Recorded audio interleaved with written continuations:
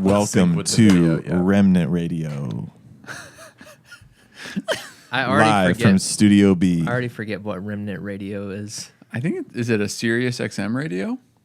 It is not. It is a YouTube channel / video cast, and Kind of like this. Kind of like KEXP. Yeah, Similar to this in every way. What are the chances that you guys start doing a tiny desk of local Alpharetta artists in this room? Hi. That is a great idea, and we will do it next week. Who should we have? Who's the first Can you Alpharetta be the first musician? Yeah. I'll drive back next weekend. We have talked about hooking up my rig to the interface. It would be pretty funny. I just need 2 inputs. It'd You be just pretty grab funny. your guitar from like off camera and Yeah. just every now and then you pick it up and you're like, wow! Yeah. That's it. There was this, like, back in the day, I don't remember what it was called. There was this, like, some kind of NPR show that they would do this segment where they would say things and they would just live. This guy would have an electric guitar and he would just, like, riff on it to make it funnier. Yeah. Like I bow listened. chicka wow wow kind of That- stuff. that Like kind of, wow. Yeah. kind of, but it was just like a dramatic effect thing. But That sounds like it was, I don't know. I listened to it. I would download all these NPR podcasts and put them on my purple iPod Nano in high Awesome. school. liberal. And that was one of them. Yeah. Apple. Yeah, the Apple. Apple. It was a good time, but possibilities for the future of the podcast. I think that could be our purple cow. Like Yeah. you on the electric guitar. Seth Seth Rogen. Seth Rogen. Seth Rogen's hit book, Purple Cow. Seth Rogen, Joe Rogan. Joe Godin. Is it? What is it? Seth Seth Godin. Godin. So Joe Godin, Seth Rogen. Joe Do Godin. you guys know that Seth Rogen started a... Get up on it. Hey, guys. Do you know that Seth Rogen started a company for, like, weed glassware? I 100% believe it. Weed glass. glassware. Like pipes? I guess. I don't know. I haven't ever looked at the thing, but it's called Houseplant. How do you know what that is, Elijah? Yeah, Elijah. Great. That's a great question, you know? Well, You guys that ever watched the Netflix original with him and Dave Chang? No. Wait, which one? There's multiple. I don't know. Is What Dave is it Chang a called? chef? Yes. Oh. No. Momofuku. Yeah. They have love something Dave together, and I think the premise is that they just like smoke weed and go to restaurants. There you go. Is it called That's Munchies? also an idea for this podcast. No, but that would be perfect. I think they've called things Munchies before. That so. has been copywritten. Hey, speaking Seth Rogen, of Munchies. David Chang, Netflix. What's it called? What are you trying to Breakfast, get out, lunch, and dinner. Ethan? That's pretty simple. Wow. Wow. They really missed an opportunity there. I was just saying, speaking of Munchies, maybe we should introduce our guest. Yeah. Elijah Munchies Knapp. That's Elijah me. Munchies Tickles. Elliot. Elliot Munchies Tickles Knapp. Esquire. Wow. I like that. Come on. It's really good. Welcome to the program. Hey, thank You've been you. begging us. I've been writing in. Long time year. listener. Long time listener, first time caller. Wow. Here I am. It's good to have you on, man. It's good to be Talk on. about the first time you came into Valor. What was it like? Or maybe your first memory of Valor. That's Or maybe the first time you heard of Valor Coffee. Or maybe Or the first time We you just heard stick the with my word question. Valor. there's so much information to work with. so. There's 5 questions there. Just try to get to all of them. but don't be too Yeah, obvious but- with yeah, how you're answering but them. You have 90 seconds. Weave a story. So, as a young hipster would do, when I was moving to the Atlanta area, I took to the internet. You didn't even know about us when you were in Ohio? No, I mean, no. Maybe I did. Maybe I thought everyone knew about Yeah, I us. thought everybody that. We have a podcast. Yeah, you didn't have a podcast. That was the problem. Oh, Yeah. see? there it is. If you would have had a podcast, I would have been listening a long time ago. Thank you. I would have known. I would have been working here years ago. Right. You were working here years ago. I was. Yeah, I would have been working here even more years ago. But I think I just started like Googling Atlanta coffee shops. I don't remember if I was planning on working in coffee or I was just like making a list because I made a restaurant list of places to go. Did you hit them all? I think I've hit almost all of them. What's your top 3 restaurants in Atlanta? Little Bear, obviously. I went on Friday night. Oh, that's awesome. And it was probably my best Little Bear experience yet. Shout out Little Bear. Shout out Jared So Stieber. good. Yeah. And I mean, And the team. honestly, every time I'm delighted. I would say Little Bear, probably Ticonderoga Club. I'm going there Thursday. What? Really good. Can I go? I'm not invited. No, it's for Rachel's birthday.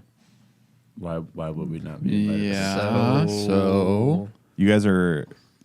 We're like You'll be B-list. fine. I'm trying to think for a third. No. maybe Those are something more definitely- casual. What's just like a Oh, San Pancho. You know? I knew you were going to say that. oh Hey, shout out to San Pancho. number on- 2.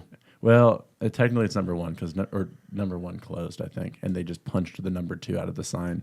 Did they? They did. Wow. That is awesome. That's a great That small business. perfectly- I have supported that business more than any business in Georgia for sure. Oh my Yeah. gosh. 100%. So Were you the first, right? Yeah. Because you kind of trailblazed. you introduced me to it for sure. Yeah. We ate it for the first time here, like during build out of this place, right? Well, yeah, there was that day that you were like at the roastery, and I was driving around town with Giselle, and I was like, dude, do you want to eat some weird food with me? And it's like not even that weird. It's just like Do you want to go to an obscure restaurant? yeah. And you were like, yes. So we went. How did you find it? I lived in that area. I lived very close to that location. And I just drove around and was like, what kind of trouble can I get into with Giselle? And You stumbled upon it. I stumbled upon what would then become your third favorite restaurant in the state of Georgia. Thank you. Thank you for that. It all comes full circle. And your favorite fast casual restaurant in Atlanta? In that category. Are you saying that's my favorite fast casual? In Yeah, Georgia? 100. That is my favorite. Is it fast casual? Yeah. Yeah. I don't think I don't- they're I trying always to think put a of- genre on themselves. I think they're just. I don't know. When I picture Serving fast up casual, foodery. I picture anything that you like go through the line. It's like a Chipotle thing. Yeah. Zaxby's. Yeah, totally. Yeah. Right. Well, you were talking about Valor. Valor. Back to Valor. Yeah. So I started like looking up all these places in Georgia that I had to visit. I was making the list in my phone and I think it was in like the first 5. Of course, I had to go to lots of the famous iconic spots. Chrome Yellow. Icons. I think Perk had just opened here. Huge. I don't honestly remember. I mean, it East was like, Pole? Was that? I think East Pole was in there. Yeah. I'm trying Funny to- enough, I remember I was sitting at East Pole drinking an espresso when I was emailing for you for the first time, Ross. It was like the why do you want to work at Yeah, Valor the screening question. questions. Yeah, screening questions. Yeah, the I was cover like- letter. I did write a cover letter, didn't I? Yeah, we did. call it the It was cover letter. fire. Thank you guys. Yeah. Aw. So, but to be honest, my first encounter with Valor was I interviewed with another local business around the area, and Gulp. person at the local business said, "Well, while you're over here, you got to go to Valor." That's nice. And I said, "I'll check it off the list." And so I went, and I'm going to be completely honest. Probably my worst Valor experience was my first Valor experience. Always is. No Amazing. shade. It was during the cart times. Were you guys closing earlier for a while? Nope. There's no way in my memory of this that I was coming by at 5 p.m. But I felt like from the spirit of the moment that I was coming like 5 minutes before close. And I can't comprehend that timeline, but I felt like I was coming in right before close and I was a little bit of a bother. And I had already had a lot of coffee. And so I just got the lemongrass hibiscus tea. I kind of like bailed on the experience where I was like, oh, I'll just get the tea. Yeah, just and punt and get the herbal. The pit crew member said, okay. And then I got the tea. But I didn't go inside. But I remember the cart. Shout out to Ariel for all the fun things on the cart. I was like, there's some spunk to this. Like, there's some young people behind this thing. Didn't know who you guys were at that point. Hadn't applied. And then I think literally I followed you on Instagram because I'm like, this place is cool. And you posted like the next day that you were hiring. And I said, You were compelled that's to it. apply. I was compelled, yeah. And that person that gave you that experience was me. Yeah, it was Ethan. Ethan was really having a bad day. I was like, what? What do you want? He Beat it. said yes. Next. It was a time of masks. Human emotion was hard to understand for a while. You know, there's some mercy on that experience. Sure. Obviously, it wasn't enough to not make me love it, but I think that like I was compelled still by the idea. I felt like there was more going on, and if you've been around this world of coffee, you know that that's not like an abnormal experience to have in a coffee shop. So I wasn't offended. I just didn't notice it being specifically hospitable at first. But then when I came back to interview, I was like, these people are weird. No, just guy. I remember. Well, no, I wasn't there for the first interview. The title of this episode should be clear that this is a person that's worked on our team for 2 years, Elijah, and this is his exit interview, final wrap-up conversation. We didn't really spell that out. Live on air. That's what's happening yeah. right now. Hey. And we're just going to be talking about his time here, asking questions. He could ask us questions. It's kind of a... Why? Just over and over. Why?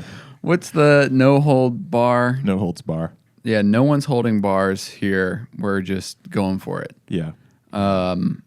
Figure if Elijah just rails us this entire time, it will be still great content. It's kind of a win Yeah. for the viewers. People will Yeah, still learn people- from our mistakes. Polarization sells, you know? Yeah. Local business owners right. invite former employee on podcast. You'll never guess what happens next. Yeah. That thumbnail will be awesome. It's Elijah like throwing something, and Ethan's just like, We can stage that if you want. Okay, so he interviews with just you, Yeah. round one, at the cafe. Well, we talked on the phone. I remember Yeah. I'm a big pacer on the phone. Me too, bro. And I was out in the parking lot of this place where I was volunteering. And I was just walking on like the whatever the parking lot curb is, just up and down for however long we talked. You know what's funny about that? I was doing the same exact thing on a parking lot curb when we were talking. I knew there was some sync happening there. I was could trying feel to like convey to you that you have to work every Sunday. it. That is funny. But I was You were really honest though. Yeah, I was trying to spell liked- it out I liked so that your honesty. you didn't commit to something that you would eventually hate. You were very like, well, this is what we can offer you. And I appreciate it because people tend to be really accommodating in theory. And then they're like, oh, did I say that? And all of you were very upfront about things. And then it ended up being way better than I thought because you worked really hard to get me what I asked for. Oh, yeah. Hey, you're welcome.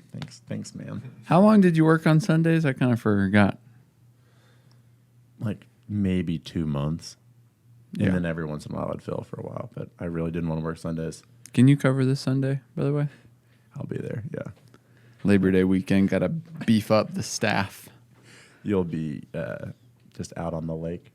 Yeah, I'm going to be on the lake on my pontoon boat that I just bought with all That's- the money we've been making from the podcast. That's one of the things that you guys might not know about this company. All three owners have a lake house next to each other, boats. It's crazy. that's the dream, anyways. Yeah, that's my yeah. personal dream. Like, I would be fun. I'd love to live next to you guys.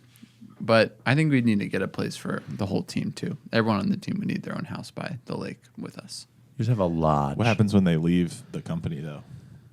Equity kind of stuff. Just give them equity. Yeah, just Yeah. give them equity in the company so they can still stick around.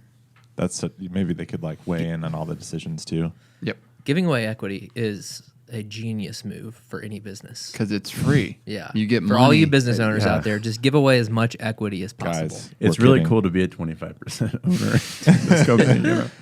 Oh boy. I really appreciate it. Like we've given away 25% of this business so many times. Yeah. we, The law of diminishing I think returns. we have -% available at this point. Right. Hey, but on that, a compliment to you. People think that you're the owner all the time. That is true. I have been asked innumerable times if I own the place. And to your credit, I always give you the credit for owning the business. You've never received it. You've I've never been received I'm it. the owner. Yeah. I say I'm just a grunt man. It's because you're the like competent, strong, silent type. You know. Ooh, Wow. I like that. Would you be willing to write that on my LinkedIn? I'd be willing to write whatever you want me to write, buddy. Thank you. You say the word. That is interesting, getting to be a part of a business that you're very invested in, and people would assume that I have soul equity. You guys can, you know, it's Yeah, you can't put a number on that. Yeah, we're gonna have to put And that we in the won't. handbook to get people to work more hours. You know? yeah. You guys are master manipulators. You got every ounce of energy out of me. I took full ownership, got nothing back. Perfect. Dang. wring you out like a cloth. What was it like being onboarded to Valor? Because I mean, you were one of the few people that we have ever hired that has coffee experience. I think you were the first. The first person. I was the first. You made that very clear. You're like, we haven't really. You were skeptical, I think, of me because I was coming from a world of coffee snobbery, perhaps. And that skepticism was a two-way street. Yeah, I was skeptical of you. Yeah. Yeah, I well. was skeptical of you. I think I was skeptical of everybody's coffee program, what all that stuff. Break that down a little And- bit. Like skeptical in what way? So for context, I had worked in coffee for almost 3 years before that at a really great shop in Ohio. Shout out to Press Coffee Bar in Dayton. Great people, great coffee. And I'd learned a lot. I'd like been a huge participant in learning there. And I was pretty confident that like that was the program that everyone had to get with. And I still love their coffee. I was actually there yesterday morning. Had a cup of Rico Ethiopian, just drip coffee. It was the best part of my drive yesterday. Wait, you were in Ohio yesterday morning? I drove on Sunday, and then I drove back yesterday. So Just I to did be on the 16 program. hours. I drove back last night. I Is did it actually really- come back in time for the podcast. I was trying to schedule it out. And I was like, I have to be back by Tuesday morning. You always drive. I mean, I feel- imagine the independence. Okay, if I fly, in this case, I was going to like finalize housing. I need to be able to get around. If I could fly and I guess I'd have to rent a car, which is still just so expensive most of the time. Yeah, I get it. Because if I apparently I have control issues, and being at the mercy of someone else to drive you to something, I'd feel like a kid again. And I'm like, I didn't just when you're like, hey, can you pick me up and then drive me around, and like the number of places I'm trying to get in a short time, I'm not going to Uber. It's too like, you know what I mean? So, and I don't mind the drive. I got lots. I listened to every Valor podcast episode of recent months. Twice. Just kidding. Wow. But Thank you. wait, so we're talking about coffee. So coffee programs. Oh, right. You You're learned skeptical. So I fell in love with the whole coffee thing a long time ago, and then worked in it. And so when I was coming to Georgia, I was like, who's the best?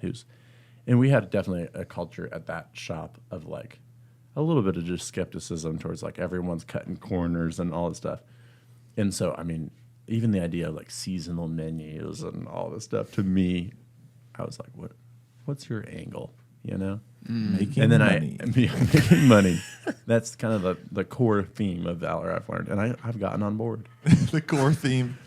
That's funny. So I came in, and I did apply to a few other shops in Atlanta and talk to people, and I was trying to figure out what I wanted out of that, I guess. And y'all were very culture focused and like a little bit more casual, not about product, but just like, hey, we love making coffee. And I was like, and you know, I don't know. There was a level of like minor skepticism in me. So when I was onboarding, I remember like I'm presenting as experienced barista, right? And you're being like, that just wasn't where your questions were. Right. So but I was really intrigued by those interviews for sure, because we were talking much deeper about what are you bad at. Mm-hmm. What was I think you asked this question still in every interview, but like a time in your workplace where you have not like failed. Do you know the language that you use? Depending on how the interview is going, sometimes we'll be like, tell me the biggest embarrassment of your career. Oh yeah. I don't remember if that was the exact. And then if it's more soft pitch, we're going like, tell me about like one of your like a tough day at work, or like tell me about. There's a lot of different versions, but like The time you received feedback. Yeah, a piece of criticism or you felt wronged. You said that in one of the interviews recently. Those are good questions. It was a really compelling interview. Yeah. But okay, so Colby was in your second interview. Oh, yeah. Colby was in my second interview. What a treasure. Shout out Colby. I just want you to break that down a little bit more, Elijah, as far as like you did. So you thought that like we weren't that good at coffee. Is that what you're saying? Or what do you wish? This is what the were you missing for the podcast? Yeah. What were you missing that we years. weren't saying? You know, I think we have a Keysmander Wesson spirit, man. I mean, But we don't have Kalita waves. True. Yeah, it's the lack of Kalita waves. You didn't have it. It wasn't a single origin only program. You know. Okay. No, just kidding. I think it was. There was a level of at that point, honestly, because it was COVID time. Oh, yeah. And we were talking about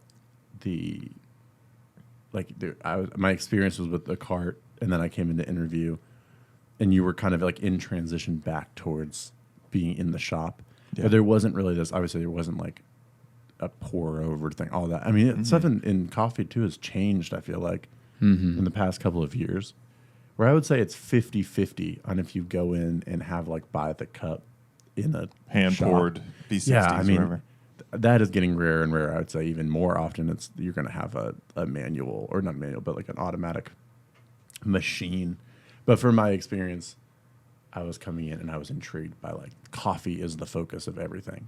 It's single origin espresso. Yeah. Your clientele is coming in for the best espresso in the greater Atlanta area. And it was very clear that was probably not the demographic of people you were serving. I see. And I was trying to decide like that. Oh, I don't remember what drinks exactly we had on the menu at that point, but there was definitely it was very like fun focused flair. Yeah. And I wasn't coming from that experience. I was like, if you're having fun with it, maybe it's not, you're not taking the thing seriously. And I do think it was interesting that I was almost like in the interview process, I expected there to be this like intense, like, let's talk about ratios. You know what I mean? Or like, All right, here's a scenario. Yeah, here's a scenario. You're like dialing in or something. Because that is actually some of the questions I got from other shops. They're like, this happens to this shot of espresso. What do you change on the grinder to get it to where you know what I mean? That was definitely not what you guys were asking. So I'd interview. We'd have to ask. We need to ask like way harder questions. Be like, what is the solubility percentages that you want to reach in a washed Ethiopian? Like, you hand the But person you a cup don't of know coffee. the answer to the question and either. you're just like, Solubility. You literally hand someone a cup of drip, Solubility. and you're like, I need you to do your best job to be a TDS reader right now. But yeah, I think that it was just a different experience where you were so focused on people. And then I hadn't really experienced much coffee because I think I'd come in one time before I interviewed. And then I don't remember. I think I had an espresso, like a chump. In our interview, I was like, I'll just have an espresso. I sipped on sparkling water and self-aggrandized for a while, you know. you gargled your sparkling water. That's funny. Do you remember how the espresso was? I think it was good. Because I'm sure that was a big moment for you, like thinking like, are these people, you know? I think it was good. I think it was just like funny, even in that context where I was just like a blend of like, an espresso. It wasn't. There is very little pretentiousness to Valor as a company, which I've come to delight in over the last 2 years. But at that time, I think I assumed that if you weren't super standoffish about the product, you didn't care about it. Yeah. And that's not necessarily true, as proven by my It's like we're time. undercover good. Yes. Valor is undercover good. That's all we needed, guys. that's Let's get a out wrap. of here. So just Ethan, are you wanting to rap? Yeah. Maybe, well, we can break it up into a few parts too if we need to. All right. okay. So you come in not quite knowing what to expect. What was your training like? That's a great question. I came in, So I remember it was a pretty like interesting process jumping on bar because I want to say like my first training shift, you were on my first training shift actually, but we had just reopened the inside of the cafe. Mm-hmm. So the context for serving people at Surge Station, taking orders at the front, and like having people in the cafe was a shock to everyone's system on the team for a second because we just like hadn't had people inside, and I wasn't a part of that era of Valor. Isn't that funny to think about? Yeah, that was crazy because, I mean, for April, May, June, July, August, September, October, well, I guess like 6 months, there was no one in the shop, basically, unless the weather was bad. Remember, we'd pull the cart in. But so it was almost like culture had shifted to like kitchen culture. Yeah. Where we'd just be like yelling. Because there's no guests inside to hear all your Corner. conversations. Sharp hands. Behind. Yeah. So we opened back inside. What was it, training like? So it was definitely because I remember I think we started with brewer, and for any listeners out there, that's the process of making espresso and brewing batches and all that stuff. That's just kind of like the backbone of making coffee for the shop, making orders. And I remember I was coming in. I think I took a learner's stance of like, I'm going to do it the way that you want me to do it. You definitely did. I'll back that up. Hey, thanks, guys. And that was interesting because I had to go through that process of being like, I don't know how they do things, and I'm not going to be able to change the whole shop to how I do things. So I remember it was like I had never worked in a different context than the one that I had known in dialing in, changing things and stuff. So in equipment-wise, I mean, we have great equipment at the shop. I just remember being like, oh, we keep a pretty steady in, and I had never been around that. So for the listeners, like when we're doing espresso, usually we start with the same dose of espresso in, which is across the industry, I think there's all sorts of different takes.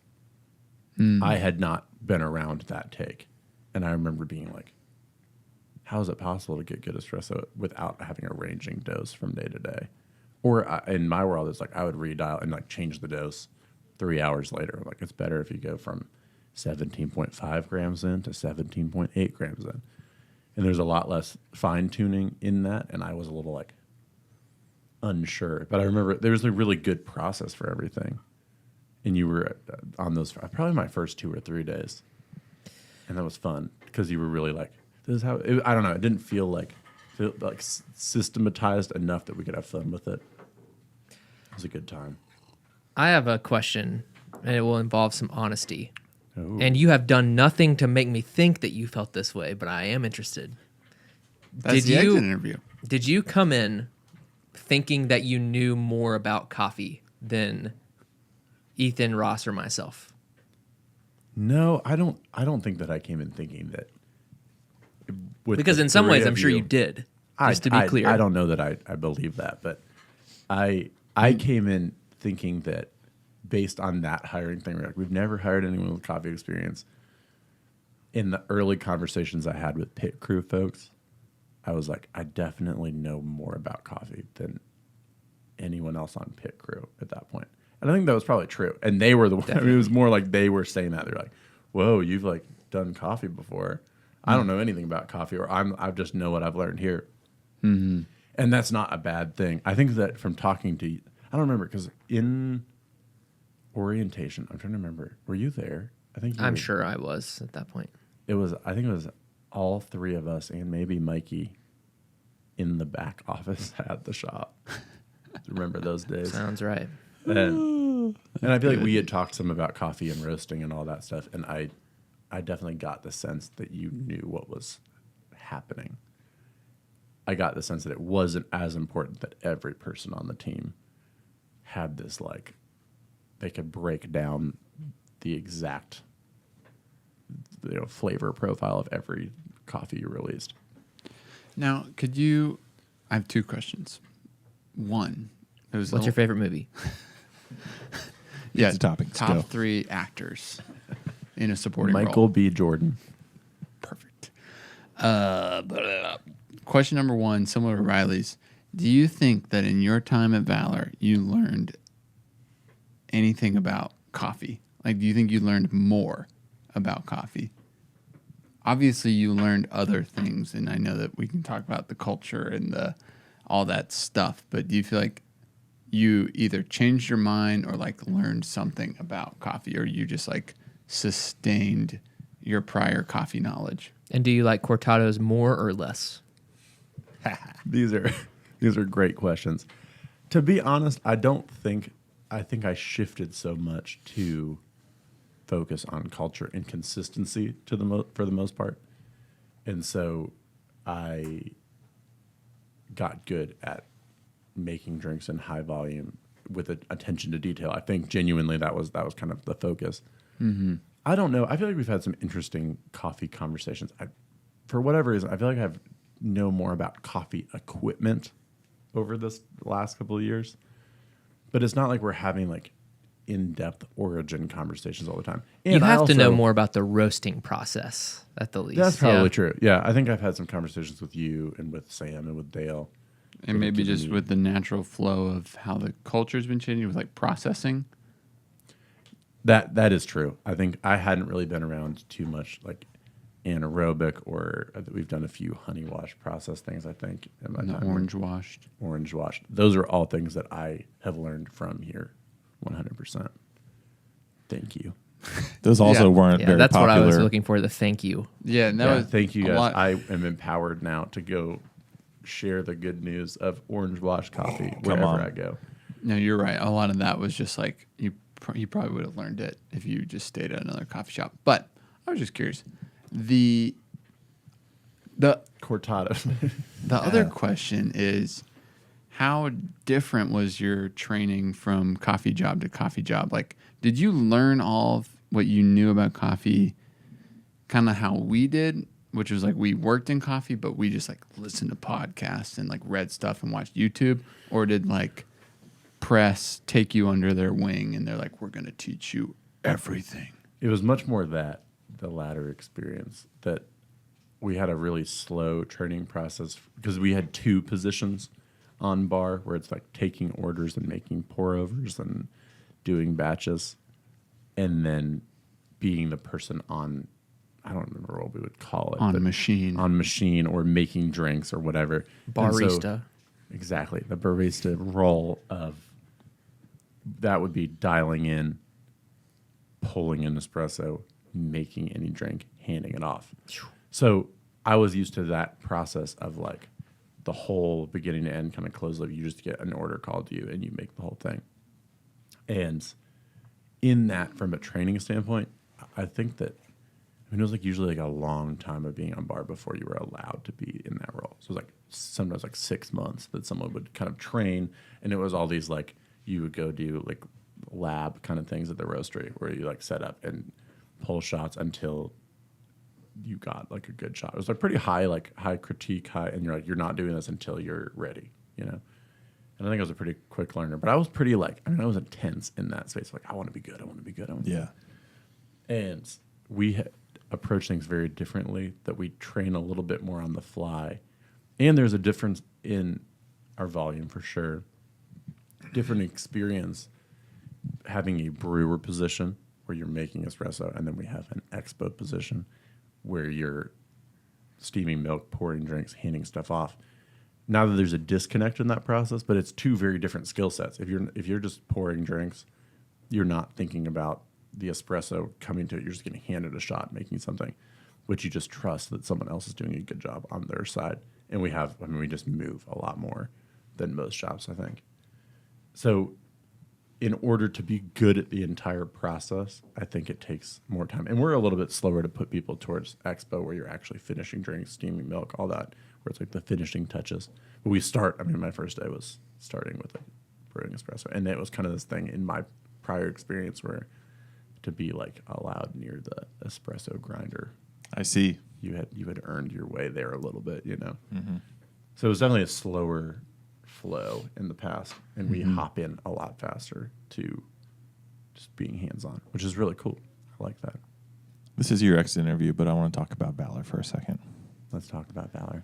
This all reminds me of this very revelatory moment that I had, and I think all three of us like kind of had it together, where we were watching Charles Babinski from G&B Coffee in LA talk about their just their whole process of building out and conceptualizing their Grand Central Market.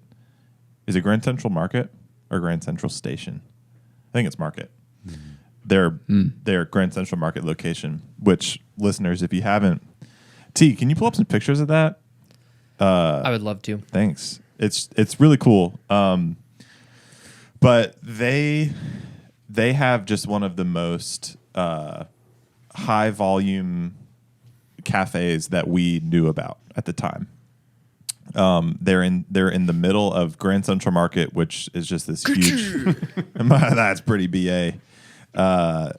Yeah, so you can see on the screen, YouTube guys and girls. It's just a stand in the middle of a market. Would that be considered a kiosk?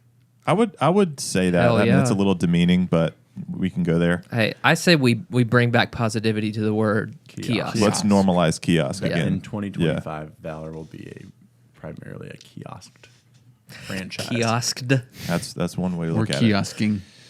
it. But Charles Babinski, which is one of the owners of G&B, was talking about how they came up with the systems for all this, because they do things a little bit differently, and maybe you guys can help me remember like what all the different ways are. But they have a 3-group espresso machine, and they don't use an espresso grinder. They use an EK, which, if you don't know, an EK is an incredible industry standard all-purpose grinder that's great for espresso.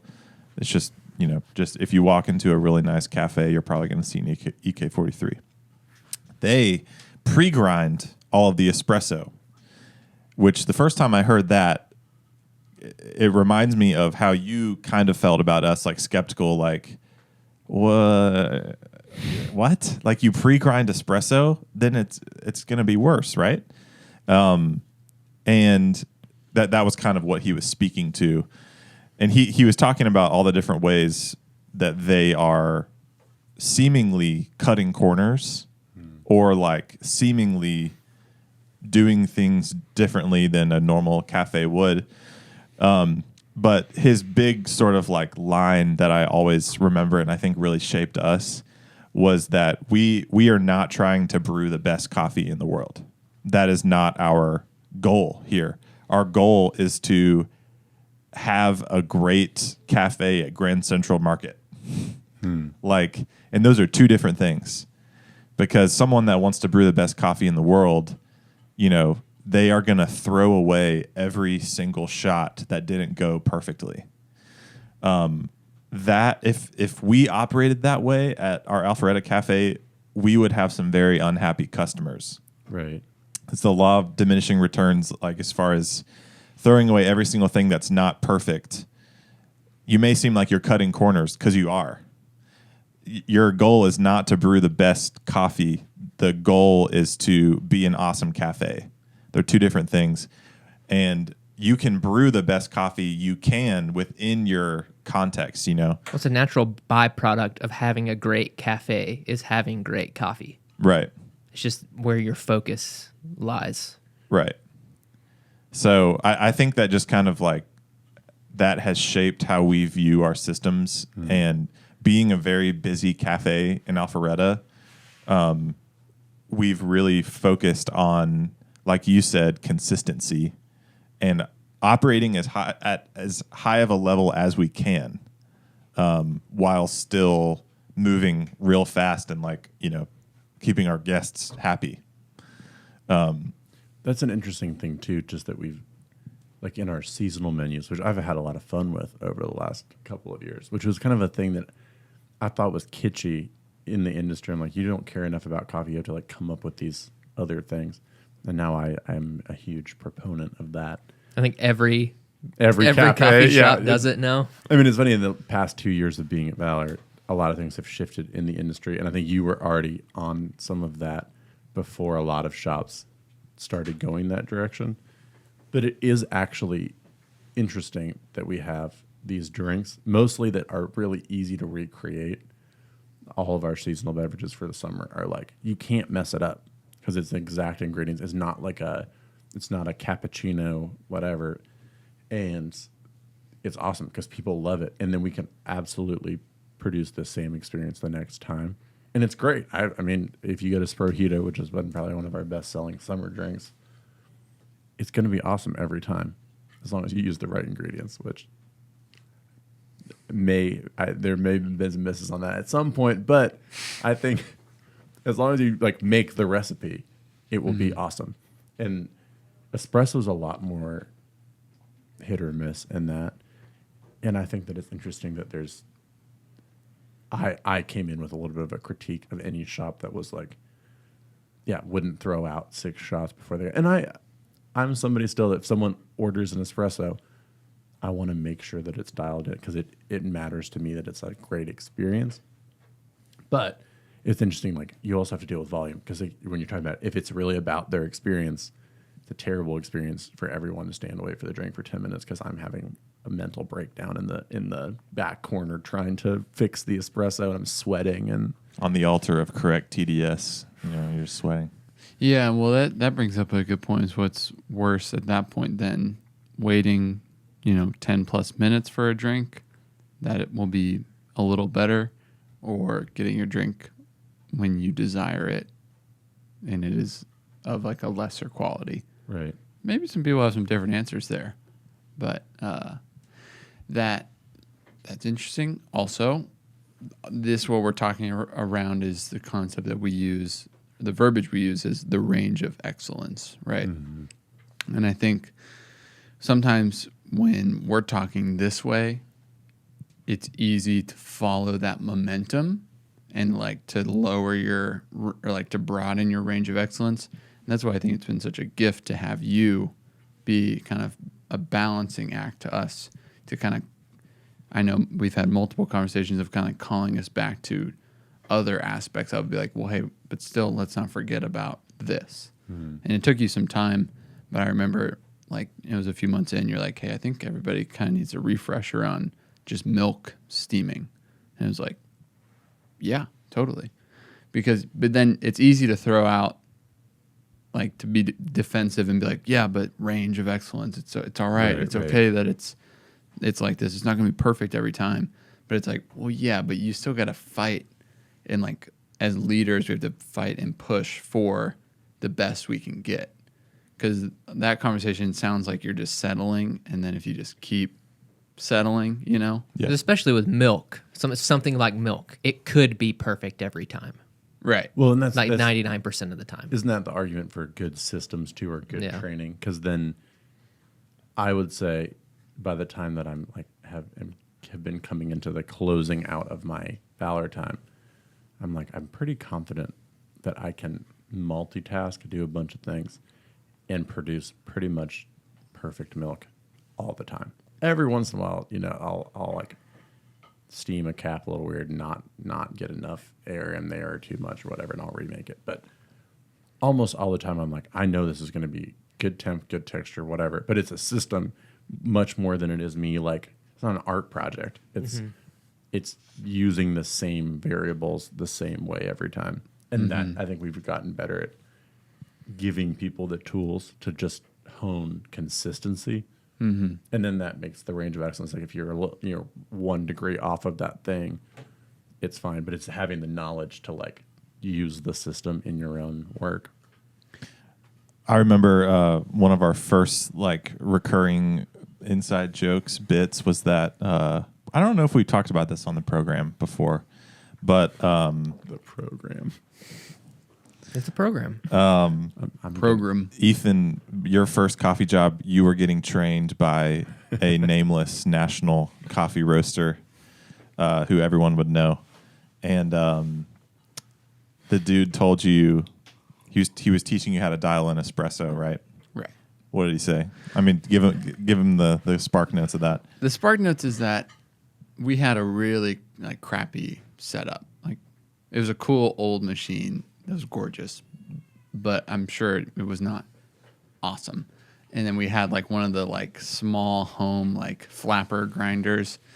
So think when you're a big coffee roaster, and we're kind of learning this, like when you train, you want to make something as like scalable as possible, but sometimes you kind of with that whole like you catch yourself falling into that momentum that you've put yourself on. Like the espresso like wisdom that was received was like, hey, just make sure it comes out in 26 seconds and it'll be good. Like that's, if it comes out in 26 seconds, you got a sweet shot. Yeah, that was sweet. 26 seconds. Hey, taste Sweet that. shot. Does it taste sweet? Yeah, that's what we're going for. We just want a sweet shot. We just want a sweet shot. And we made fun of that for years until I remember one conversation we had maybe in the last year or maybe 2 years ago. Basically, like after having the cafe open for a while and teaching people how to dial in, specifically people with no coffee experience, like teaching those people how to dial in over and over. It was like, man, that was kind of genius, honestly. And especially like as we've taught wholesale partners too, like we've been in that dude's role, like at our wholesale partners. If I was standing with someone who had very minimal coffee experience and they had a machine that was pretty inconsistent and a grinder that was pretty inconsistent, like if I told whoever I was training, just get it to come out in 26 seconds, you'll be great. Like that's kind of genius because what he was doing maybe was that he was just perceiving like where are we at here and what's the best thing I can prescribe to this, this cafe to get as good of espresso as we can. Because if he gave you the ins and outs of, well, you got the macro adjustment, which is the grind setting, you got the micro adjustment, which is the yield and the dose, and you got your temperature, but you don't really touch that. If he told you all that, he would just overwhelm you. But if it's just not me.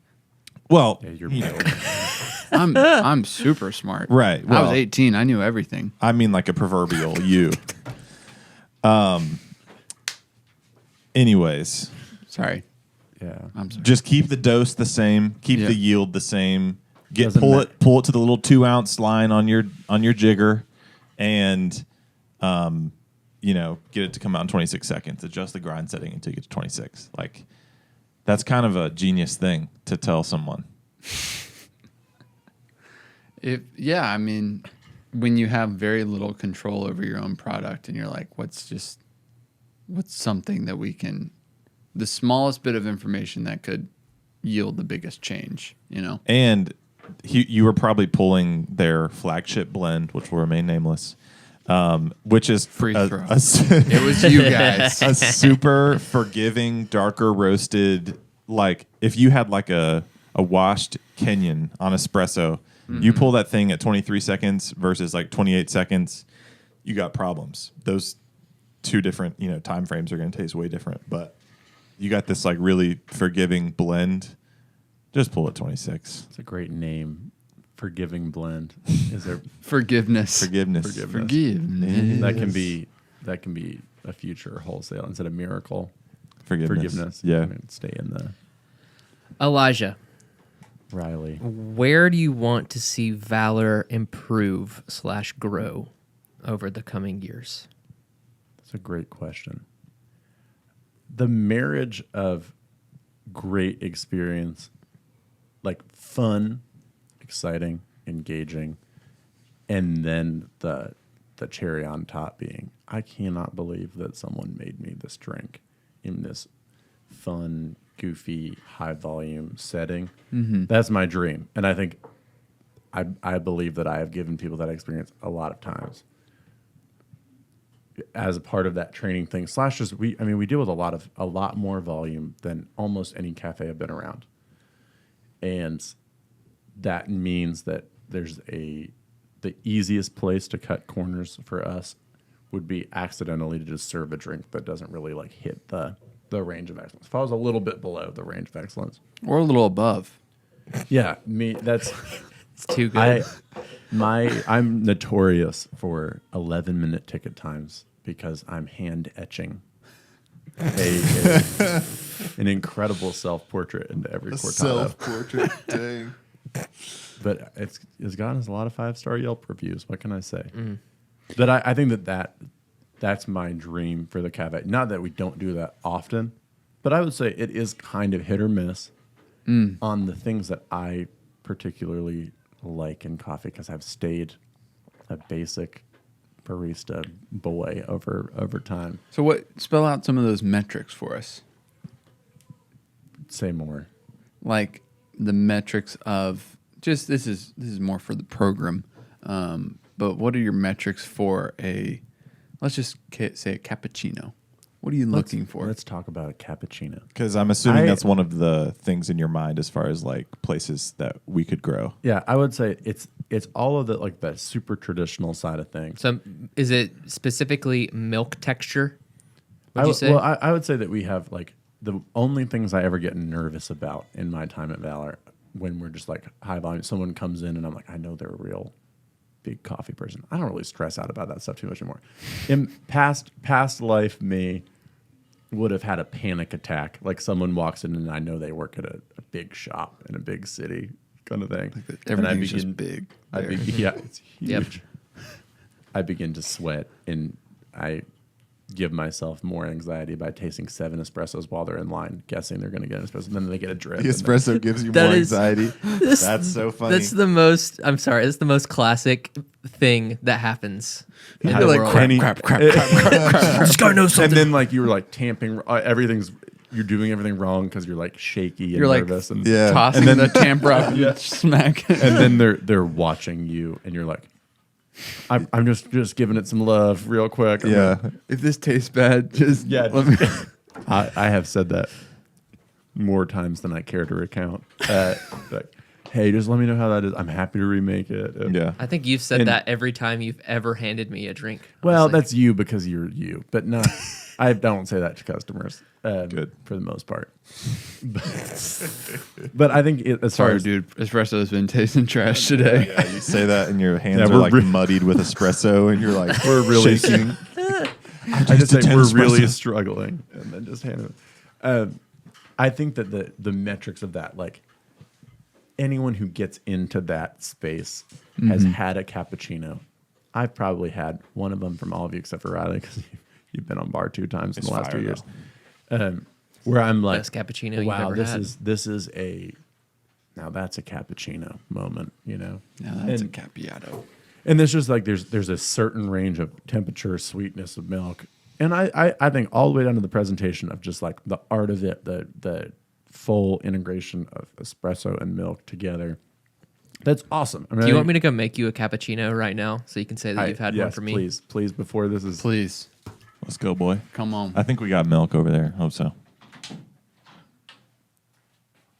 I think he just has to go he's pee. he's gonna come back with. I don't think we have milk. You used it? Wait, no, Hey, you we have brought oat some. milk. I did. I don't really do dairy anymore, so Oh, really? he's gonna make it with oat milk. It's gonna be awesome. Wait, He's not. he's not, but he'll bring it and you'll look at it. And then I'll it's drink gonna be it. Great. You can grade it. We're all yeah. He doesn't I'd drink be it. like, But on that, I think that I would love, I'm very, very like forgiving as far as like, this is great, like a coffee experience. But maybe like 4 times a year I go somewhere and like, this is so awesome. And I'm just happy to be drinking that particular drink. Mm-hmm. I now care about a lot more things than just a great cappuccino or a great shot of espresso. Mm-hmm. But imagining a daily experience of walking through the door at Valor, someone knowing my name, feeling cared for, enjoying the fun and the enthusiasm of the space, and then someone handing me a cappuccino and going and sitting down and saying, wow, they also like really care about this drink. Mm-hmm. That if that was like a daily thing, that would be, I mean, that's the perfect coffee experience, I would say. It's like Ticonderoga Club. Yeah, I mean, honestly, it is. There's that level of like, you're like, this atmosphere is great. These people are nice. And then they hand me a cocktail, and I'm like, there's these like almost happy tears moments. like of it couldn't have yeah, gotten bro. any better. And then how it did just you do it? Yeah, that's a great way to say it. Yeah. And I think not that I would say we oftentimes match, like I hope, at least in the many, many times I've been on bar, we're not consistently putting out things where we're like, that's not really a latte. You know what I mean? Like, Sure. Like the experience is more exceeding expectation than meeting it at this point. And I would say it's not like we get drinks sent back all the time. Yeah. And people are like, this just tastes weird. Or I'm always surprised because I'm a real critic of that. People like they'll have a cortado and I'm like, I'm not sure this espresso is completely dialed the way I want it. I'm not sure that milk's perfect. And they'll be like, wow, that was awesome. I'm like, and obviously I've learned to just say, thank you so much. I'm glad you enjoyed it. That's a classic. And we get a lot of that. Mm-hmm. I think that thinking from my perspective of like random coffee people that I know, I'm like, what would happen if this person who's like really hard on coffee comes in and gets a cap here? Are they going to be like, oh, they're not that serious about their coffee program? Sure. And we've definitely put out some drinks the past 2 years that I'd be like, yeah, a lot of people I know in this world would be like, okay. Surprisingly, though, the more that I've been around coffee and the more places I've gone, that experience has happened. Even in the places that pride themselves on being perfect, that's the worst experience. When you go to a cafe and they're like, we do coffee, and then they like pour you this weird half like cappuccino where the milk's kind of weirdly mixed into everything, and you look at it and you're like, they were like in the middle of a conversation just kind of like blind pouring this and setting it on the bar. That's really disappointing. I think at Valor it would be crazy if people are like, you can't get a better espresso anywhere in the Southeast, and they will make you smile. Bro, every time you've handed me a cappuccino, one, it's been awesome. But two, you're also like, what do you think about that espresso? Like in a cappuccino. Every customer, I hand them an iced lavender vanilla latte and say, what do you think about and that espresso? you're asking me because you know I will tell you, and you're not trying to ask customers that. You're asking me because you want to know. That is true. Which is awesome. And so you really care about like what the espresso tastes like in general, but definitely in milk drinks, right? So after like, in case you don't know, listeners, we use our flagship blend free throw on espresso every single day. We never change it. We pull it at 26 seconds every day. It's 26. awesome. Not really. The range of excellence is within 1 second. Not really. But what have you noticed about free throw after working with it for a year, 2 years? 2 years. Here's the cap. This is a huge moment for me. Yeah. Also, as now an ex-employee, this is a great way to get a free cup of coffee. That's now. true. We got to get. Just got to do my first cappuccino in like 4 hold that months. up to the camera, somebody. We got to give Was that- YouTube It's a pretty good context. pour, man. Was that a You guys see one-off? that? First cap in 4 months. I'm sorry, what do you mean by that? Like you didn't try multiple times? I did not try multiple times. You That was got to hold a little Bring it up higher. a little bit. one got shot. it? Ta-da! My first shot. First shot. My First first pour. All right. pour. We're going to break down this. The real question that we're going to answer today on the podcast is, if we put Riley on bar every day, would all of my coffee dreams come true? Would Wow. Valor be its best? Here goes. He's lifting it. It's like some ASMR. Yeah, it didn't really make That any first noise. sip tells the story. How's the temp? How's the temp? The temp's actually pretty good. It felt a little hot from my perspective. It's on the warmer side, but not burnt. That's good. The espresso's definitely over extracted. It's Alpharetta hot. That was the first shot. 19 in, 40 out, 29 seconds. Crazy specs. Wait, 40 seconds out? No. 40 no, out. 40 grams out. Wait, what was the time? 29 seconds. It looks great. It tastes very traditional. Wow. I've seen that. Traditional. Do you agree? Definitely over extracted. Definitely over extracted. There's some Pretty boring. awesome milk texture. That's free throw in there? I have no clue what's in that grinder. Might be Miracle. In the Anthem out there? That is several month old coffee that I used for training.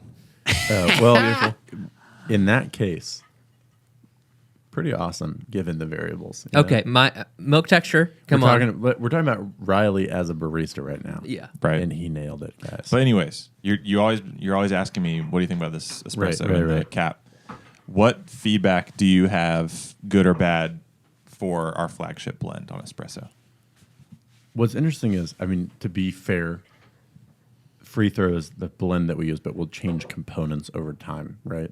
Yep. So it's probably gone through how many components changes in the last 2 years? About 5 a year, right? I would say that's a little high. I would bet it's probably changed 6 or 7 times in your time here.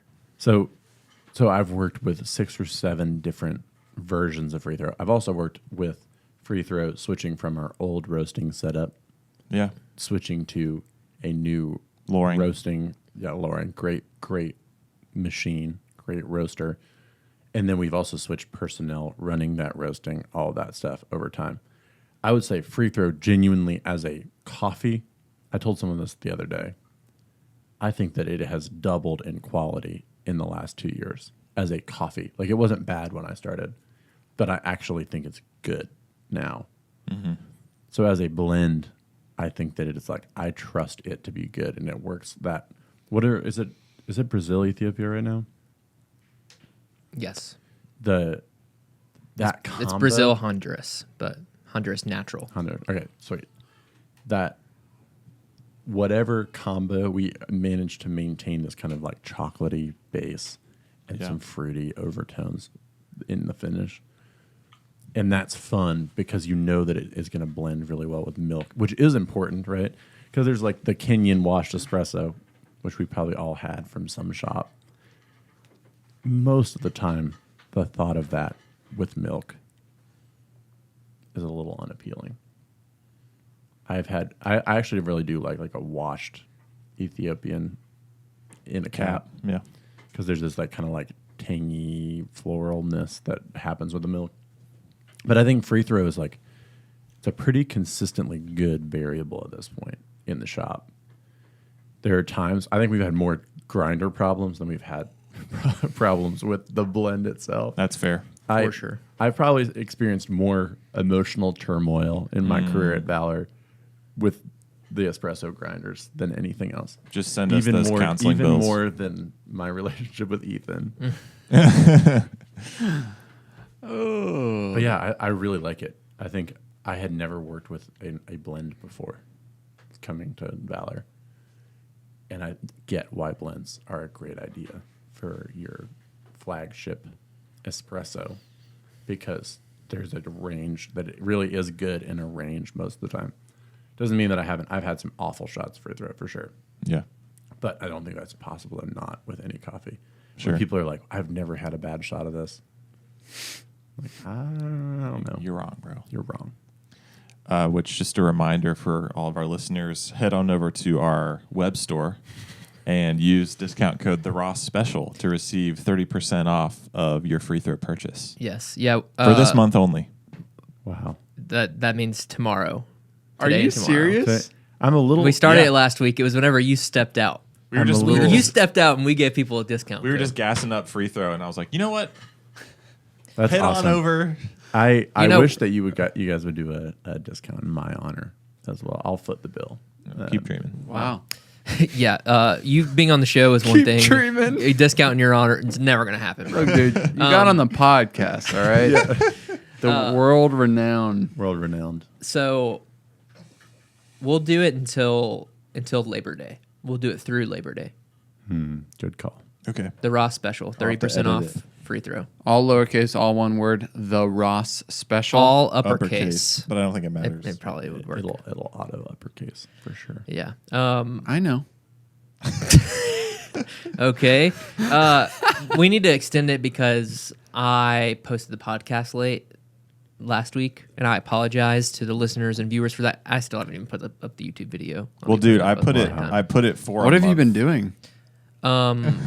Well, you see, I went home What's because at I'm home? still not back at work, Hello. and my Wi-Fi is so trash that I couldn't upload it until I went to my sister-in-law's house. Wow. That's Dawsonville Wi-Fi for you. But Feel your pain. my Starlink did ship yesterday. I don't know what that is. Tesla. It's a It's Tesla. nothing to do with It's a Tesla. wrestler name. His second Tesla. No. Joey sent me a meme. Here we Joey, go. one of the pit crew members, that was a like me working another day on bar so the cafe owner can afford his second Tesla. Yes. And that would be really funny if you were getting a second Tesla. Very cool. So now Just- I know that you just guys so you talk all crap know- behind my back. Just so y'all There know, you go. Riley does have a Tesla. Only And he through also memes, though. recently had a child. Really exciting. Look, he guys, had to upgrade to a family car. Look, Come on, guys, he lives far away, and Right. it makes a sense It for makes his sense life. budget wise. Okay, It's all good. It's all good. Teslas are not a luxury vehicle. They're the future of vehicles. Right. Thanks, Elon Musk. This program was brought to you by Tesla. Tez. Thank Tesla. you. Thank you. Elon Not Musk. Tesla. One thing is for sure is I make so much more money than a barista at Valor. Like it's insane. It's crazy. Like 1.1x. Most of the time when I'm cutting paychecks, I'm like, dang, I need to start picking up some bar shifts. Come on. Wow. I Take would be that able to to have heart, that listeners. second Tesla. Come on. Yeah, come on down. Work the bar, man. Hey, I got a question. Please. What is it? This one hard for you? This one's really hard for me. If I don't cry on the podcast, it's not real. What could you just describe your dynamic of working at a coffee shop ran by three jabronis your age? And like Wow. the good, bad, and ugly of that. I mean, to be completely honest, I think that it's the best experience that I've had in a work environment. You all Stop right there. Soundbite. I'm Thank good. But y'all have run and are continuing to run a business that you, I think, lead out of a security and an enthusiasm for what you're creating for the team and for the community and all that stuff. And you don't lead with an insecurity of being similar in age to your employees. Because I've definitely been around things where that's what they have a complex around. Like, people are thinking about the fact that I'm young, so I have to show that I'm old.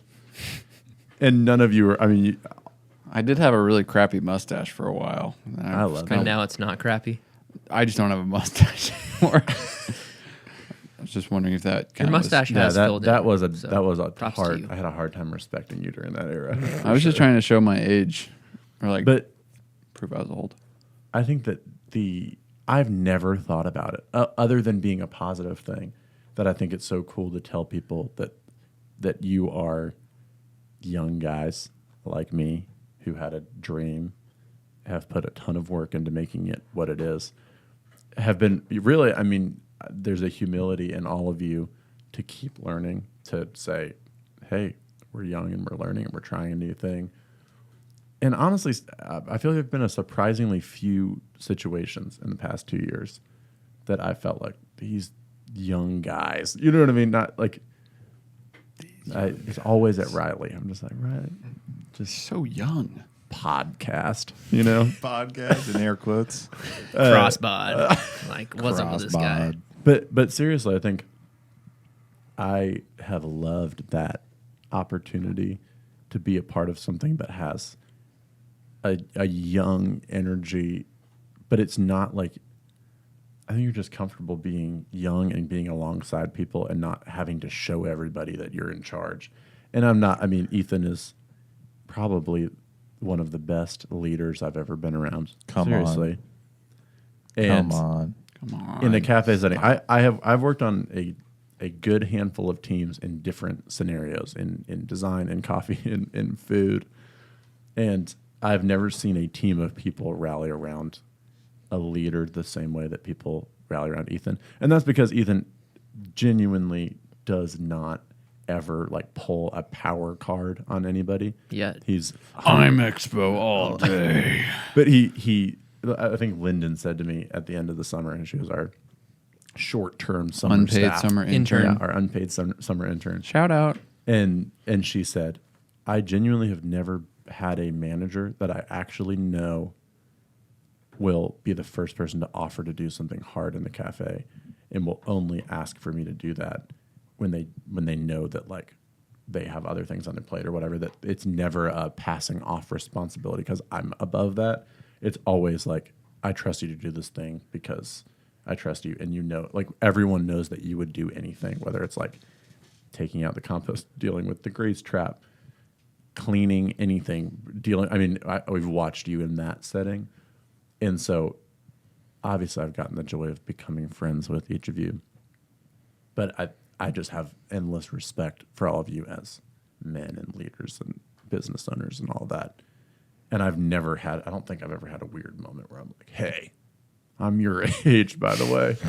Don't Ethan, forget it. I'm older than you, Ethan. We may be both from 97, but one went first. You. So it really is a joy, for sure. It's very sweet. That was man. nice. Thank you. You guys are awesome. And that's why we wanted you on the podcast, to say nice stuff. Yeah. Elijah, where do you think the next 5 years are going to take you? Oh, me. And when Me do you think that you specifically. will be back at Valor, working for Valor?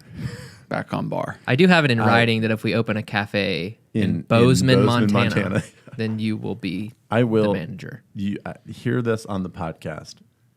Bozeman, Montana cafe happens. I will be there to open it. There are a lot less steps to that cafe happening than you think, buddy. All right. No, you know. Careful what you Wish for, 'cause you just might get it all. You just might get it all again. Do do do do do do do. Who is that? Is that Daughtry, Daughtry, baby. Daughtry, bro. Ethan's favorite band, American Idol. performer. We're talking Bo Bice. All right. the next? Were they the same season? You wish. Sorry. That would have been the Rock. Bo Bice the Rock and Carrie season. Underwood were the same season. They were the final two. Oh, he was. Sorry, an I American could say Idol so guy. much right now. Bo Bice. but I'm not going to. So the next 5 years. You got dirt. You got dirt on Bo. all right, I'll say it. I just can't believe that Carrie Underwood came out of American Idol. She's the She's- That is top wild. top performer from any of those shows. Has to be. She's incredible. She's a star. That isn't And that she interesting? tried out on American Idol, and now look at Can her. I It's go amazing. on one side tangent Yeah, for a second? this is not a tangent. I mean, this is This is really it. important. I grew up in a family. We didn't have a TV for probably at least 50% of my childhood. We never had cable. We went through 1 or 2 years where we got into watching The Voice as a family. We were like pretty anti-TV family. All of a sudden, my parents got hooked on The Voice, and it became a weekly thing. Wow. And during one of those seasons, I just will never forget that this guy comes on the show and he sings and he's fine. He does like an R&B track, whatever. And then there's like, they insert those sob stories into, they're Yeah. like, oh, my Oh, yeah. mom died of cancer. And then, Yeah. and then I started singing because I had to deal with the grief. And now I'm here, that kind of thing. yeah. Well, this sob story was that guy was Cupid of the Cupid Shuffle, whose career had never gone anywhere after that song. And it was like, yeah, I made this song. You might have heard of it, the Cupid Shuffle. And they're like, I thought I recognized that voice. Nobody thought they recognized that voice. You do not. No one remembers Cupid's voice from the Cupid Shuffle. Cupid. But there was this like, I don't remember who the judges were that season, but they're like, Luke Bryan. yeah, sure. I think it was early. I mean, it was like CeeLo Blake, Green era, you know. Adam, Blake, Christina. Adam, Christina, and CeeLo, I think. But, The but core there was four. just this moment, and they were like, "Wow!" And then nobody had turned around, so that was the thing that he didn't get a second chance. He wasn't that good, and it was just this like, "Wow!" Well, I guess you had your moment in the sun, and he like cries and all this stuff, and forever that's seared in my memory as like this guy who like went on The Voice trying to get a second chance, didn't get a second chance. I still wonder how much money he makes off of Cupid Shuffle every year. Where is he Yeah. now? Yeah, Can I tell a story? please. Just to go further down this rabbit hole. Okay. So one time I got hired to play guitar at this church. Okay. This church was about 2 hours away from here. I don't remember what it was called. I get there. I knew absolutely no one. And I was like, hey guys, what's up? You know, I'm Ross. Everyone's cool. It's great. But there's this one guy that he's singing that day. And I can tell something's different about him. He's different than everyone else there in that Is he tall? he was tall. Not as tall as you, though. Absolutely not. But everybody was kind of talking to him, like asking him questions. I'm like, what's going on with this guy? And I never really like we were doing the like pre-service meeting, whatever, and I forget his name, but they were just like, hey, you know, man, thanks so much for being here this morning. It's great to have you here. But I still didn't know like what was going on. So we go to play the first song, and it's like, you know, we click into it, and then we're doing like the singing hasn't started yet, right? So we're like playing the intro, and this girl is like, everybody, please give a round of applause for the winner of 2016 Voice, Mr. Blah, blah, blah, blah, blah. And he's like, what's up, guys? And then he just like sings all the songs that day with a ton of vocal runs. And I was like, what is happening? This is crazy. You got to be a part of a historic That's moment. the story. I love that. One of my favorite artists did come out of The Voice. Who's that? Tim Atlas. Oh yeah, Dude, he's Tim great. Atlas was a voice guy? Yeah. not a He's- winner. Not a winner. He is really good. But whenever I think of, I always struggle when people say, who do you really like to listen to? And I'm like, if Tim Atlas comes on, I'm going to listen to it. Come There on. you go. That's good. I think he also records all the parts too. Like I think he plays guitar. Really? I did not know that. I think he's kind of like a multi-instrumentalist too. Love it. Okay, I now have to say one quick thing. I don't have much around this category. I'll be right back. I was very attached to Jason Castro as a kid watching Did he have American. dreads? Yeah. Yeah. I don't that. remember him. I was like, this is my guy. Yeah. What season was that though? I don't know. Yeah, I remember him having a pretty buttery voice. Yeah. I think he sang I'm Yours by Jason Mraz, and I was like, Did he this wear a fedora? I don't know if he could wear a fedora with dreads, but Okay. maybe he did.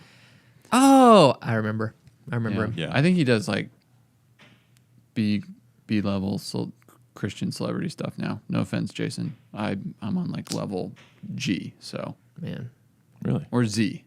Yeah. That sounds probably the lowest. Everybody comment with your favorite American Idol contestant that didn't win. Or your favorite voice contestant that did, or Or if you've ever Did not.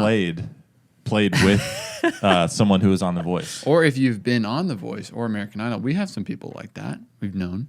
There's a lot of people. This is not flattering to me whatsoever, but I've played with so many people that have been on The Voice. Sure. I guess a lot of people have been on The Voice. Listen, last note, and then we are moving on. Are you on Mac Powell right now? No. All right, cool. Never mind. What? Stop. Morgan Wallen, country music star Morgan Wallen, was on The Voice as a completely removed from country anything. Like he did not have a southern accent. He was a like rock singer. I think he sang like a Gavin DeGraw song or something like that. So good. And I've heard every bit of his country boyness is a facade, Well, it's working for him. and it's working for him. My favorite karaoke song. I don't want to be anything other than what I've been trying to be lately. You do sing it every single time. Yeah. And we do karaoke a good bit because We've had a great break. though. mostly We've because almost a year of a break. Do you think your wife's birthday is gonna No. stir that up again? No, she's made the conscious decision to not go karaoke this time. Kind of a transition piece. How hard was it when you came onto the team knowing that you had just missed one of the greatest parties that Valor had partaken of in Rachel's party at the cafe? Very highly talked about after your arrival. That is really funny because people still talk about Rachel's 25th birthday party or whatever it was. I don't know. 29th, Yeah. something like that. 31st. I mean, I think there's still people talking about that. Riley, I almost would like to ask you to bring up a photo of yourself at that party. It was amazing. It was don't- I don't know it was if I as a know where that would conversation be. piece. It was like a disco party, I think. Maybe Michaela's And- Instagram. And people really leaned They into decked it the out. dress. It is funny because it was this very much like, oh, were you there for that? And I came in like a handful of weeks later, 2 weeks later, and I'll never know. I'll never know what that. My friend Joseph, our friend of the program, Joseph, what was he wearing? Like Mikey's cheetah pants or something? Yes, There were just And some. with some flair. I think Ariel let me borrow like a robe kind of thing. That was crazy. Those were times that I can only imagine what it was like. That was also when we were still inside. We also didn't have a roastery, and we kept getting coffee sack deliveries, like the 160-pound sacks of coffee delivered to the cafe. And instead of taking them to our storage unit, we started just putting them in the corner of our coffee shop. And so Real like coffee house vibe. yeah, very for sure. coffee house vibe. I remember that was just ending because we were There was just just transitioning. there was like a tower of coffee sacks right there, and I remember we were all like sitting on them while people were singing karaoke. Was this September 2020?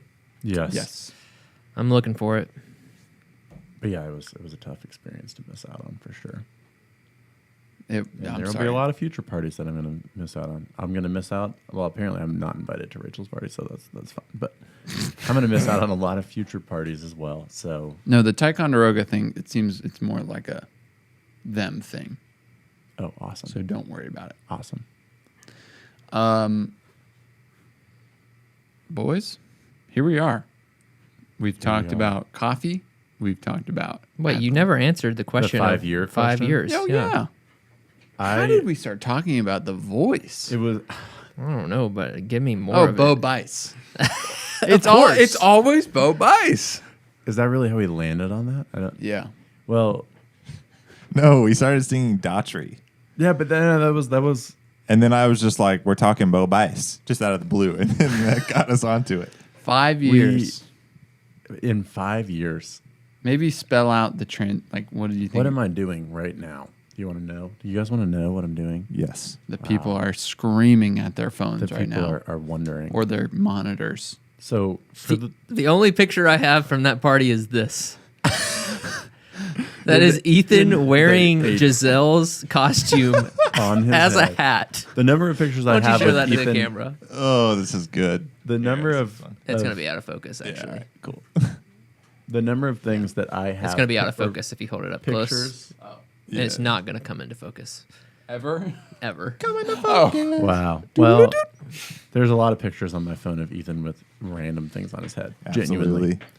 Absolutely. Guilty. So for those of you who don't know, from my tenure in the Valor Cafe, I dabble in the realm of designing things occasionally, Like Valor, like the Valor rebrand. that you single-handedly.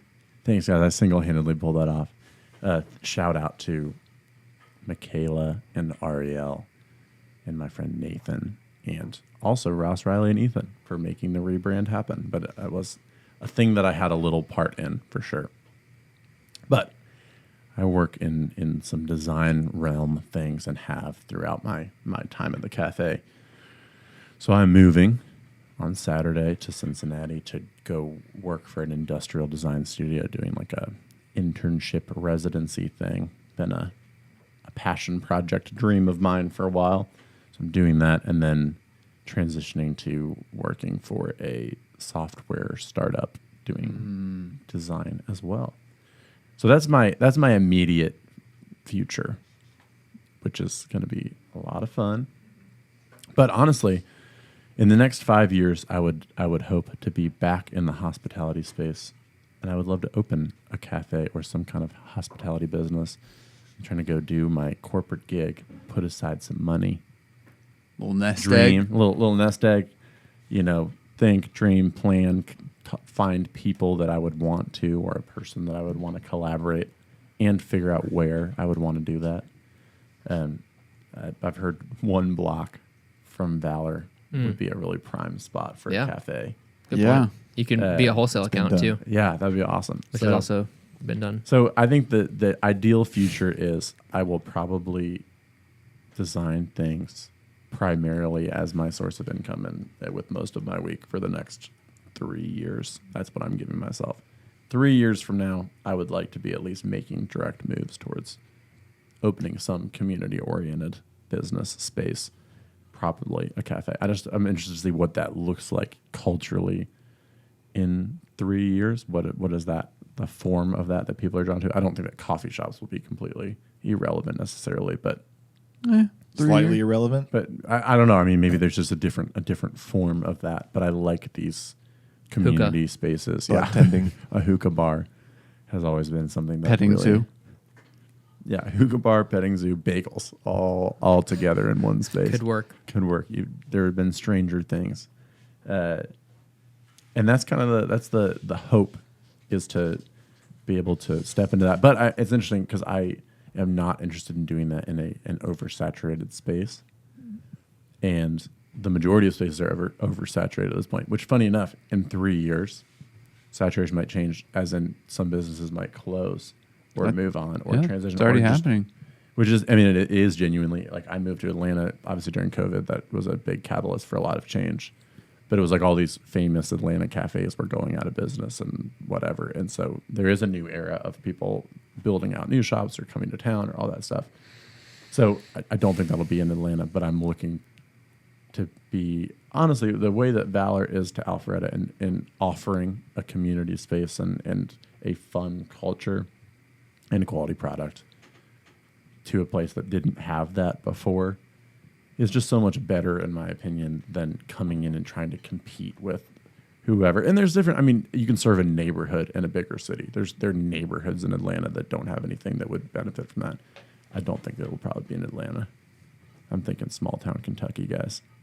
Yeah. I spent about 8 hours in Kentucky over the last 2 days just driving. I was like trying to find a city, you know.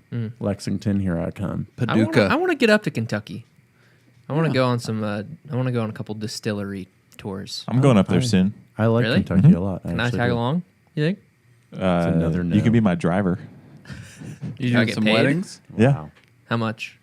Well, I'm not getting paid that much, so I don't know how much you're going to get paid. We'll talk. All right. Yeah, so that's what's happening for me. It's going to be a fun time. Hopefully, we'll see. Follow along for sure. Good word, man. Yeah. Thank you for sharing your vision with us. Absolutely. Boys, is there any benedictions we want to share with our friend, our ex-employee Ex-friend. for the last Yeah. time that we talked to him? Elijah, if there's one piece of advice I would give you, it's just keep being you. Be yourself. Be Thanks, yourself. man. Everyone else is taken. Thank you. I'm getting emotional. Elijah, we've had a lot of deep conversations together, buddy. We have. And I really enjoyed that. And I remember one time we went running. Remember that? That was a great time, yeah. I was Remember that? dragging, but I was we there. we You were ran there. a long distance. We did. I can't remember how long, but it was kind of long. Like a 5 miler almost. Yeah. We'll say. 10, 12. Yeah, 17. I just think, man, wherever you go, you're going to just be great. So, Thank you. because I think that you're able to establish such a relational equity with, honestly, with so many different people. Like, you're not this incredibly bubbly, outgoing person, but you have an ability to, I guess, like, very deeply and quickly connect with people. And that is such an awesome trait to have. And I've just seen that, like, even in your interviews, I just felt that. And I've just, yeah, that's great. That's going to take you a long way. Thank you. I really appreciate that. Yeah. That's going to be really great as a cafe owner and as a leader, as a boss. Like, yeah, Ethan's great at that too. Just being able to, like, before you lead someone into battle, like, you know, having an actual relationship with them. Yeah. It's great. That's a good word for sure. I'm sad to see you go from our work life that we get to share together, but selfishly, I'm excited to just have a new friend outside of work. You know, it'll be healthy for the both of us to be able to be a little bit removed from some day-to-day operation, but still keep connected. And I think that's a luxury that I never knew was like a part of doing what we do, but being able to, like, make new friends and sustain relationships is something I'm really excited to go for. And yeah, you have definitely left your mark on our company, and in a very positive way, not like a poop skid mark. We're all thinking that. Be cleaning up after me for a long time. Forget everything Elijah said. No, He but was never here. yeah, you were so beloved in the cafe. You will be extremely missed by team and guest alike. But hopefully we will continue to honor what you have. Just my deep legacy. Yeah, we will honor your deep The Knapp legacy. Hey, thanks. And yeah, well, I was thinking a very similar thing of I can totally, someone talks about a dream, and I'd say I'm extremely, we share kind of some cynicism together. That was a big bonding point of ours is, That sounds so dark. We would just sit behind bar and just grumble. Yeah. But all I'm saying is when you talk about having a dream, like what you kind of spelled out for us a little bit, my inner cynic is often like, if someone's telling me their dream, I'm like, great, that's not going to happen. Like, good for you, but good luck. But for you, I'm like, that like can and probably will happen because you have you're building the skill set, you have the relational like power and the drive to pursue and accomplish this vision, and I think you'll have the resources to back that up in due time. So Well, thank you. I'm excited to be a competitor of yours. No matter where you open, Best of luck to you. No matter where you open your coffee shop, we're coming for you. Do you guys know there's a Black Rifle coffee company in like a shop? It's like 2 hours or like a few miles from our house. Yeah. I was like, what? A few No. miles from your house? Yeah. Yeah, it's just down 92. Are they just like franchising now or something? I think so. They hit up That- Niceville. That blew my mind driving in last night. Well, that makes sense. Interesting. Before we close, would you mind if I just speak to the whole Valor experience one last time? Please. Please. It's awful. All right. Man, Well, you guys, And wrap note. No, I think in return, I really appreciate all those things a lot. But I just want to state my genuine gratitude and delight for having the last 2 years at Valor. This has genuinely been the best job I've ever had, the most fun that I've ever had working, and probably the most personal growth and like real moments of recognition of like I need to continue to grow in things. And I hope that other people have been able to observe gradual progress in things. But I feel like from where I came into the cafe to where I'm leaving, there's a different level of confidence and relational like trust of my ability to be in a space and be around all sorts of different kind of people and just kind of be at ease. That there's like the cafe culture has infused into my life this ability to be okay no matter who walks through the door. And I think for a long time that wasn't true of my life. But I think on a business level, what you all are building is a pretty magical experience for a lot of people. And obviously there's a lot of people listening to this or just following the Valor journey that would back that up 100%. But it's so rare, and all three of you contribute to that in a really unique way. But it doesn't happen on accident at all. And I've gotten to observe that firsthand being a part of the Valor family and being on pit crew for the last 2 years. Is like, if you just let a culture be whatever it wants to be, it will probably be divisive, unhealthy, passive, mean, even really unhealthy and mean-spirited and self-serving. And I've been in restaurant culture, and it's almost kind of like a common joke in that world of like, this is what happens when you just like let culture run rampant and you let everyone's petty disagreements run the feel of the place. And there's just this constant tension in the air. And all of you have so emphasized a space where we confront conflict head on. I think one of my favorite things in training of like all of Valor, there's two takeaways but the first one is I love the don't challenge the status quo unless you're willing to bring a solution to the table, which is like part of orientation that we have. One of our core values is challenge the status quo, but don't just be the person who's like, I hate the way we do that. It's like, well, how are we going to do it better? And I think, honestly, I've watched 2 years of like a lot of improvement. The cafe has improved infinitely in 2 years. And so much of that has been conversationally driven by someone saying, hey, what if we did this instead of this?